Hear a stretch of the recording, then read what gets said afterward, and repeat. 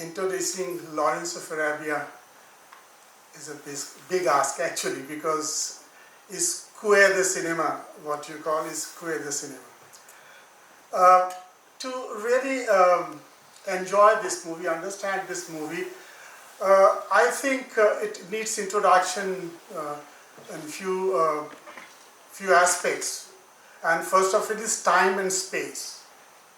The time is around the First War period. The geography and space is Middle East.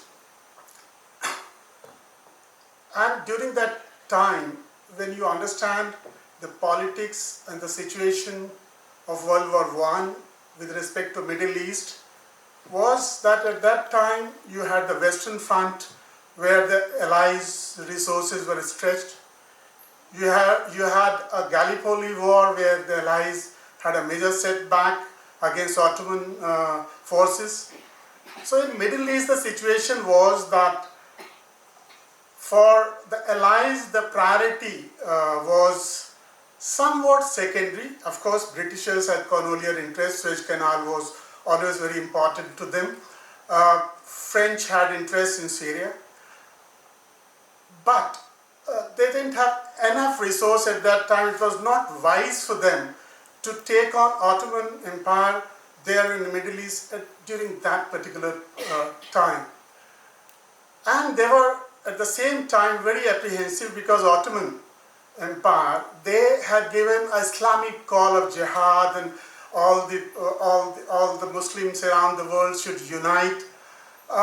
And that was creating some panic among the Allies because they were afraid that if it really, that call catches up with Muslims, then on one side there was an Indian angle as well, that the Indian government at that time didn't want this to come through Afghanistan and all, and even destabilize India to some extent.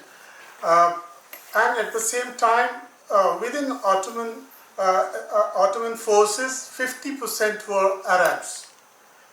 So at that time, Arabic world was very, very interesting. You know, half Arab almost was fighting from Ottoman side, half Arab were being ruled by almost Britishers. They didn't want any of them. They wanted their own free country. Britishers wanted to use their uprising against Ottomans.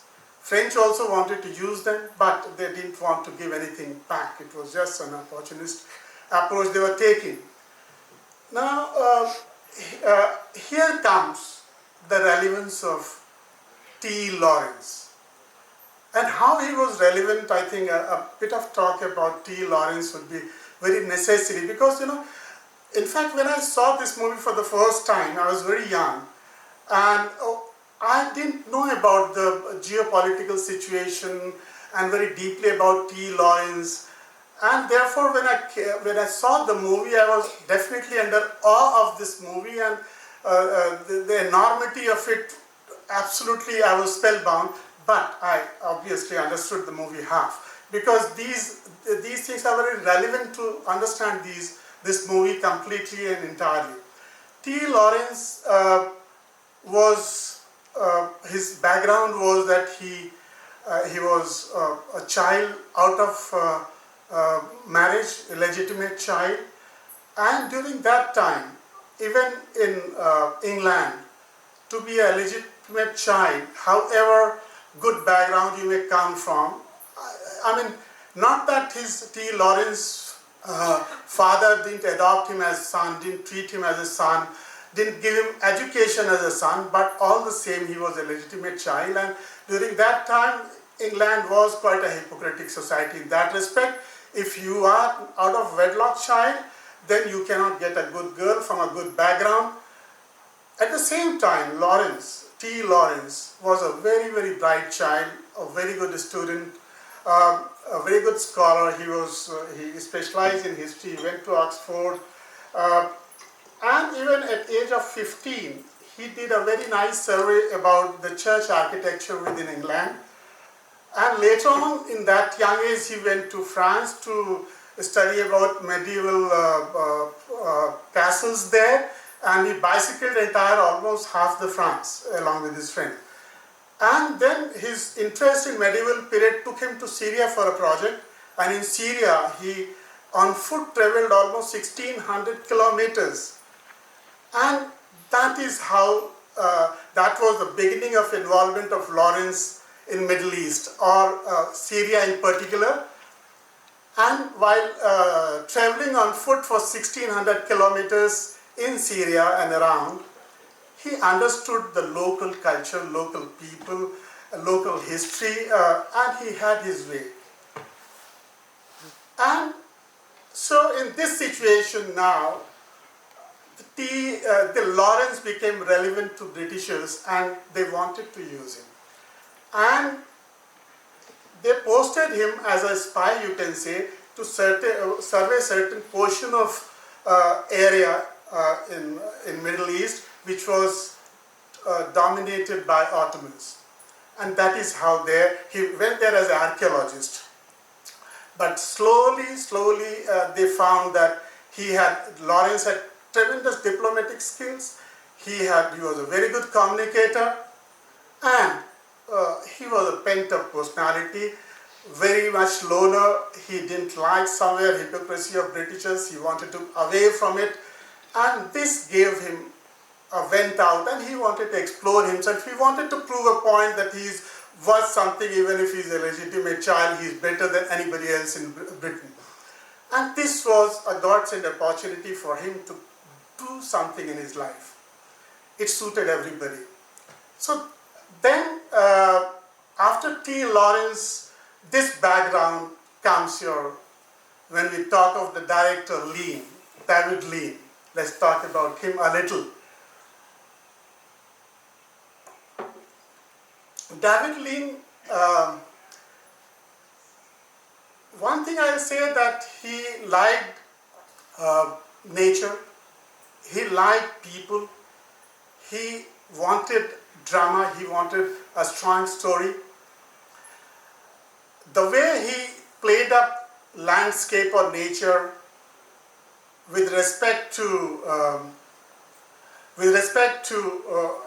his characters in the films is that nature is infinite, and against infinite nature you have little creatures 5 feet, 6 feet tall.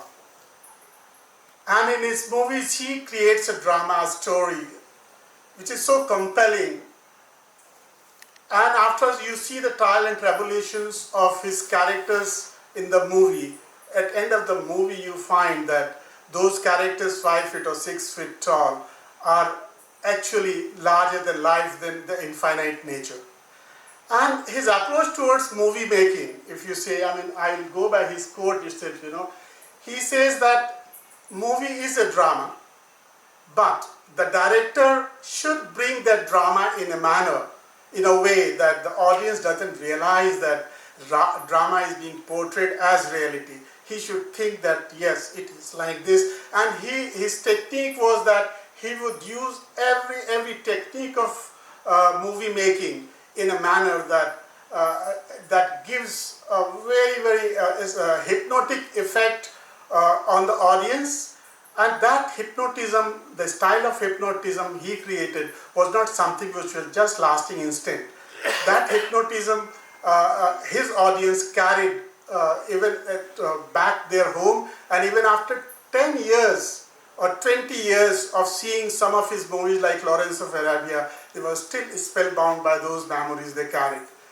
Second thing was, he said, it is his, all quotes are his. He is firstly interested in the characters and story. And the way he uses his music, camera, everything is to make those characters merge with the nature, their medium range shots, their close-ups, the music, everything put together causes a spelling effect on the audience. And he was a student of silent cinema in a way. He believed that cinema is a medium of visuals and not prose, and therefore he was very minimalistic in use of prose, dialogues. Most of the movies always progress on very, very strong visuals. Now, talking of Lawrence of Arabia in particular, if I say, he saw, here is the opportunity after, his movie Bridge on the River Kawai was a big hit. And you just imagine that, let's say in David Lean, let's say a person like him comes to you and you are a financer or a producer, and he says, here I have a subject. It is about desert. We have a story where there are no women, there is no love story, there is no sex, nothing, and I want $300 million to spend on that movie. It is a good adventure. What will be your reaction? But fortunately, the Bridge on the River Kawai had already been released, and people had confidence in him. And David Lean saw the desert very differently. He could at that time see that in a desert how a mole can become a big man coming out of surface of the desert, out of the mirage, and then slowly he becomes a camel rider by the time you realize what is happening. And though that scene only David Lean could have visualized what he can really do in that desert. Here there are a lot of scenes where the first in this movie you just notice the changeovers from one scene to the other. The changeovers are really good, and the introductory shot of Omar Sharif in this movie, if you see that movie, see the entire montage which he has created. There, before the appearance of Omar Sharif, I won't tell much of the story. Firstly, he creates a lot of activities on the screen that the audience feel bored to death. That what is happening is 3 minutes, 4 minutes, and just characters are whiling the time on the screen. And then suddenly there is the appearance of Omar Sharif, and the entire montage which has been created in that scene is something I think that itself is worth watching this movie. Besides, of course, is known for his cinematography, this movie. Recently, in fact, in 2019, the Association of Cinematographers in US, which is the biggest, and they have voted as the #1 movie for best 20th century cinematography award, or the rating they have given to this movie. So obviously, this is something which everybody noticed. There is another side of this movie, that is music. The music of this movie is very interesting in many ways. First of all, though it is subject in Middle East, but the music used is generally with European origin. In fact, from British origin, there is only Guns of March. Twice it has been used. And the local Arabic music has been used, and only at 2 instances. One instance where all these varying tribes within Arab, they agree to fight against the Ottoman, then that music is used. And when they attack an Ottoman camp, at that time that music plays. And there is one, of course, recurring motif theme, which is Lawrence theme, which has been playing all through the movie. And if you see, yes, sorry, this Lawrence theme, if you notice in the entire movie, it keeps changing. You know, when Lawrence goes to the Middle East, he is very happy to be in desert, he is very happy to be among Arabs. And whenever his presence is there on the screen, the music is very exuberant, shows his state of mind. Slowly you'll find that in second half, when you start getting disillusioned from Arabs for some reasons that you'll see in the movie, that music accordingly changes. Same music but played differently.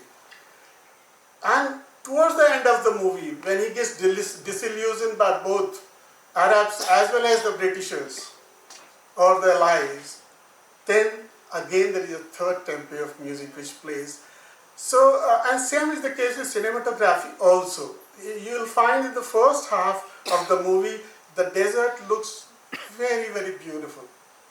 But in the second half, as the movie progresses, the landscape beauty is not so much shown in the movie. Was it deliberate or not? But the inferences have been drawn.